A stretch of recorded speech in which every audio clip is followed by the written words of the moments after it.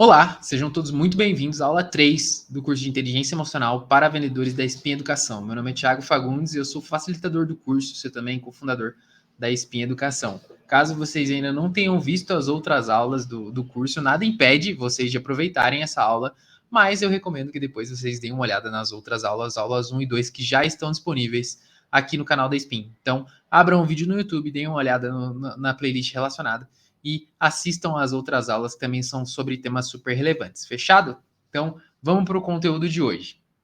Na aula de hoje, a gente, recapitulando um pouquinho sobre o que a gente já falou, na última aula a gente falou sobre os 3 primeiros pilares da inteligência emocional, que são os pilares um pouco mais voltados para nós com nós mesmos, né? Então, habilidades de domínio das emoções, como regular as nossas emoções e principalmente como nos manter motivados, que é uma demanda super importante da área comercial.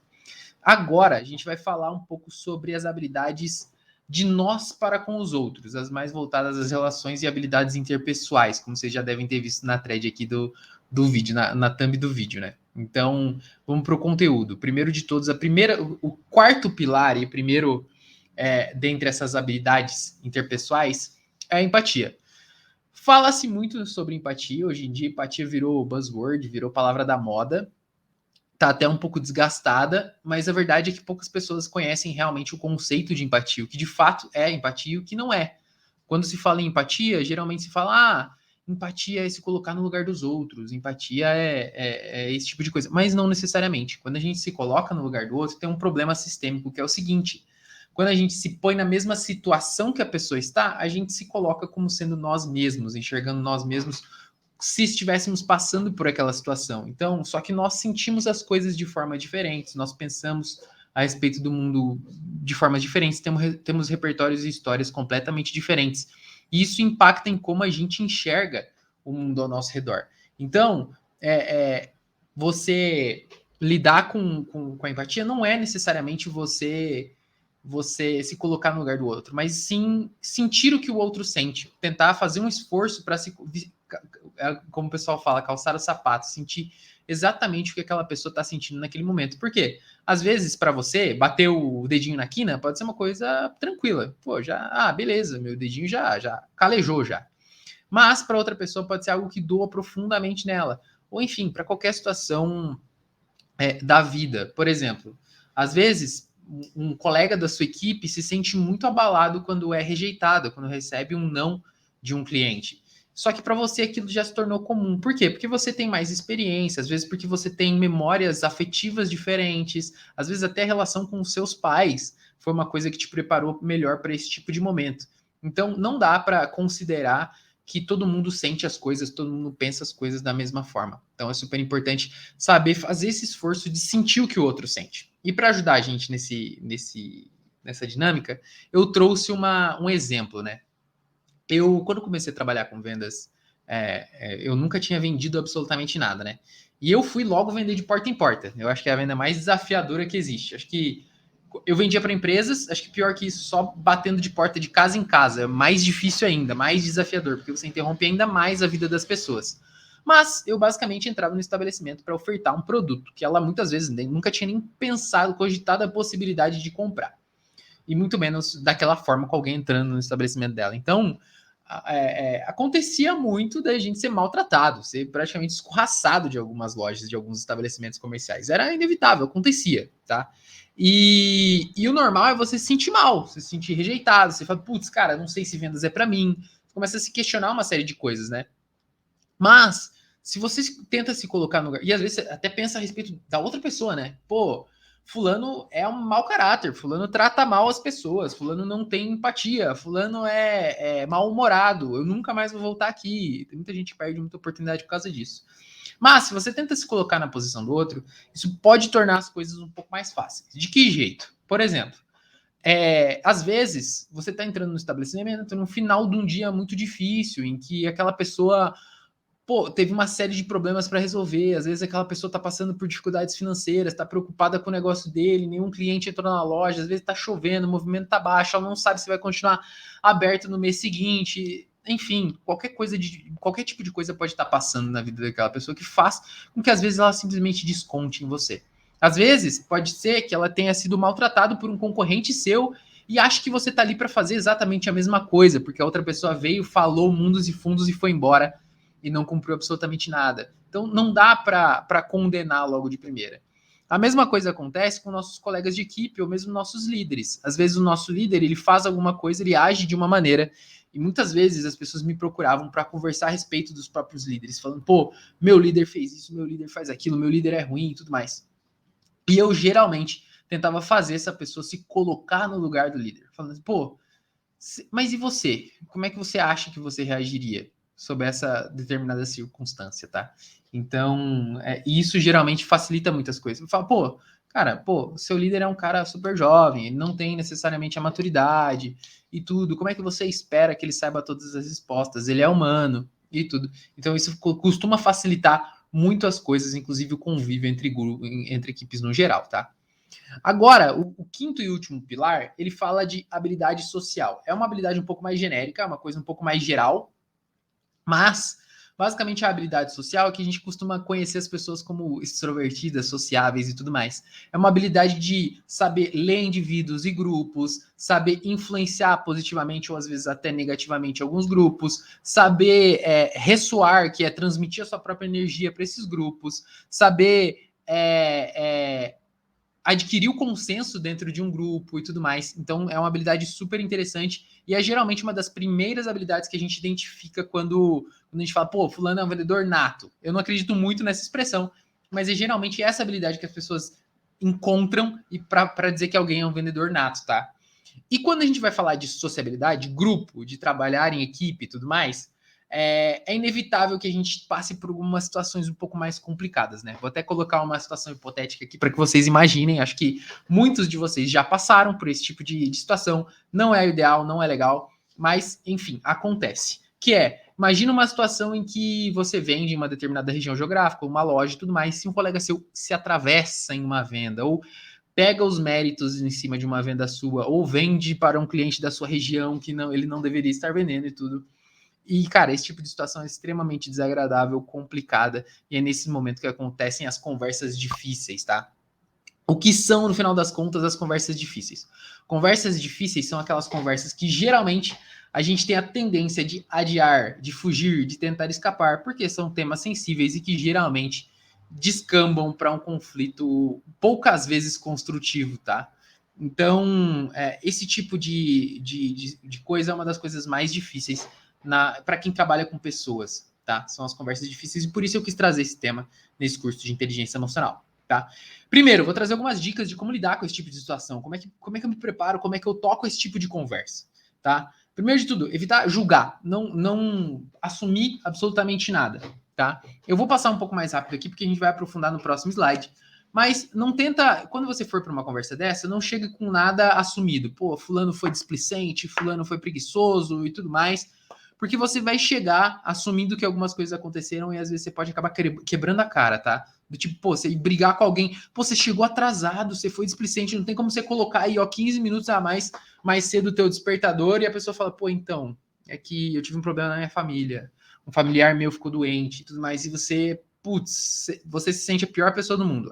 Aí, assim, falo por experiência própria, tá? Então, não julgue, busque entender. Quando você for entrar em uma conversa difícil, tenta saber o que está acontecendo na vida de uma pessoa. Eu fui líder de time durante muito tempo e era uma coisa muito sensível. O meu resultado dependia das pessoas da minha equipe.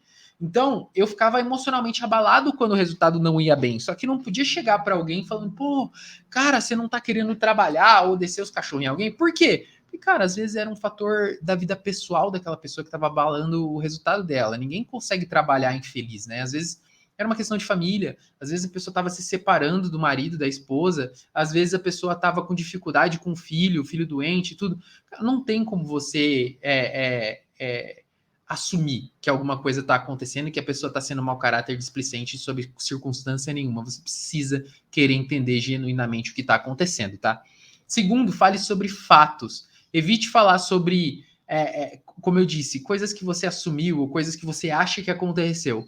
Tente focar completamente nas coisas que de fato aconteceram, que você sabe que são fatos. Pô, você se atrasou. Fora isso, eu não sei de mais nada. Não sei se você perdeu o ônibus, não sei nada, não sei. Tudo isso eu assumi. Então, pô, legal. Cara, você se atrasou. O que aconteceu? Tá? Ou não, você vem se atrasando com determinada frequência, você se atrasou tal e tal e tal e tal dia. Um lado bom de você procurar fatos para esse tipo de conversa é que muitas vezes você pode acabar percebendo que você só tá tendo uma impressão errada a respeito da pessoa. Do tipo, pô, essa pessoa sempre se atrasa. E daí quando você vai procurar fatos, tentar embasar essa tua afirmativa, você vê que não, no último mês ela se atrasou 2 vezes, então não é uma coisa corriqueira. Mas aquilo te deixou tão irritado nas poucas vezes em que aconteceu que você criou essa impressão de que acontece sempre. Terceiro, tem um objetivo para a conversa. Se você for para uma conversa difícil, que seja para resolver a situação. Então, tenha um output muito claro do que você quer daquela conversa. Tem um objetivo. Se você não consegue pensar no porquê que você está começando aquela conversa, nem comece. Se você não souber, pô, é essa atitude que eu quero que essa pessoa tenha a partir de hoje, não vale a pena começar. Deixa para lá, porque senão não vai agregar absolutamente nada, vai virar um puro desabafo, tá? Você vai lá despejar um monte de coisa na pessoa, a pessoa vai ficar confusa, ressentida e vocês não vão avançar em absolutamente nada na relação. Provavelmente, inclusive, a partir dali vocês só vão ter mais problemas, tá? Por fim, use a comunicação não violenta. Eu vou falar um pouco mais sobre comunicação não violenta, mas é um assunto super legal. Tem um livro maravilhoso que fala exclusivamente sobre esse tema, que se chama Comunicação Não Violenta. Está na bibliografia recomendada do curso. Mas, basicamente, o que é a comunicação não violenta? A comunicação não violenta uma metodologia criada por esse rapaz aí, rapaz entre aspas, né, esse senhor chamado Marshall Rosenberg. E essa frase que ele diz é super legal, acho que faz todo o sentido do mundo, né? Que é, por trás de todo comportamento existe uma necessidade. Então, por trás de um mau comportamento ou de alguma coisa que não vai muito bem, provavelmente existe uma necessidade não suprida. Isso é super importante porque, cara, você entende que as pessoas não necessariamente fazem as coisas por mal ou porque para te irritar exclusivamente, né? E sendo assim, tem o framework que é basicamente o passo a passo da comunicação não violenta. Ele sugere que a gente leve para a conversa observações em vez de julgamentos. Então, por exemplo, uma observação é você está se atrasando. Um julgamento é você está sendo displicente com o horário. É uma coisa completamente diferente. Eu estou julgando alguém no segundo caso. Depois, trazer sentimentos em vez de avaliações. Então, deixar muito claro como aquilo que está acontecendo faz com que você se sinta. Isso costuma sensibilizar a pessoa que está ouvindo o discurso, sabe? Terceiro, trazer necessidades em vez de estratégias. Não ir para essa conversa com uma coisa de tipo assim, pô, é uma guerra pessoal e eu tô aqui para vencê-la com as minhas estratégias. Não, leva as coisas que você precisa da outra pessoa. Fale abertamente. E por fim, faça pedidos e pedidos claros. Deixe claro coisas que você quer e não evite usar coisas que, eu não quero que você se atrase mais. Esse tipo de fala negativa, ela pode sugerir várias coisas diferentes. Seja mais objetivo e fale exatamente o que você quer. Então, pô, eu quero que a partir de hoje você esteja sempre aqui 5 minutos mais cedo, se for e tudo mais. Então, ser um pouco mais objetivo. Eu vou tangibilizar isso com um exemplo. Hoje eu trouxe para vocês uma atividade prática e eu vou me aprofundar um pouquinho mais nela, tá? Que é o seguinte. Primeiro de tudo, vale você pensar em alguma situação em que a conversa não saiu como planejado, ou uma conversa difícil que você precisa ter daqui para frente. Pode usar esse exercício como uma preparação. Lembrando que esse material aqui do exercício está no material complementar do curso, que está na descrição aqui do curso. Tem bastante coisa, todas as outras atividades estão lá também para que vocês façam, vocês exercitem esses lados de vocês e tudo mais. Também a apresentação também está lá disponível e tudo, e a apostila que a gente criou com todo carinho. Então baixem e aproveitem esse material. Depois disso, separem ali os fatos, os sentimentos, as necessidades e os pedidos. Eu vou dar um exemplo, inclusive, que a gente criou aqui, que é o seguinte. Digamos que seu gestor, ele tem sido grosseiro com você ultimamente e que a última vez foi hoje de manhã. Isso é um fato. Isso de fato aconteceu, tá? Isso faz com que você se sinta profundamente chateado, desmotivado quando ele faz isso. Isso é o sentimento que isso provoca. Depois, você precisa que ele passe a ver as coisas pelo seu lado e que você não está tendo um mau resultado de propósito, tá? Essa é a sua necessidade. E você gostaria de pedir que ele fosse mais paciente e ajudasse a bolar um plano para virar o jogo. Esse é o pedido. Compilando tudo isso em uma mensagem clara, deixa eu até tirar o meu rostinho ali da frente para vocês conseguirem ler com mais clareza, que é, juntando tudo no frame da comunicação não violenta. Pô, hoje de manhã você falou comigo de uma forma um pouco ríspida quando você perguntou sobre os meus resultados. Eu me sinto chateado e desmotivado quando isso acontece. Eu preciso que você veja as coisas pelo meu lado e saiba que eu não faço isso de propósito, já que acaba me atrapalhando, me prejudica a mim principalmente. Eu sou o primeiro prejudicado, então eu não faço isso de propósito. Será que você pode ser um pouco mais paciente e me ajudar a bolar um plano para sair dessa, mudar esse jogo? Muito provavelmente o seu líder ele vai ser muito mais suscetível a aceitar positivamente essa conversa. E não fazer com que isso tudo vire um evento e uma discussão descabida, um negócio que parta para um conflito não construtivo. Beleza? Espero que vocês tenham gostado aí do frame da comunicação não violenta. Para fechar a aula, vamos pro resumão, né, de tudo que a gente viu hoje, a nossa revisão. Primeiro de tudo, empatia não é se colocar no lugar do outro, é sentir o que o outro sente. Segundo, visualizamos uma situação comum para vendedores sob outra perspectiva, que foi o caso de nos imaginar na situação dos nossos líderes ou de um cliente irritado e tudo mais.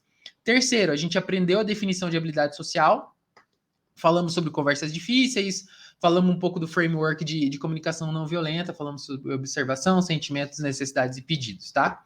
E vou fazer aquele mesmo pedido de todo final de aula. Se você deixa nos comentários o que você aprendeu de mais legal, qual foi o insight mais relevante que você tirou dessa aula.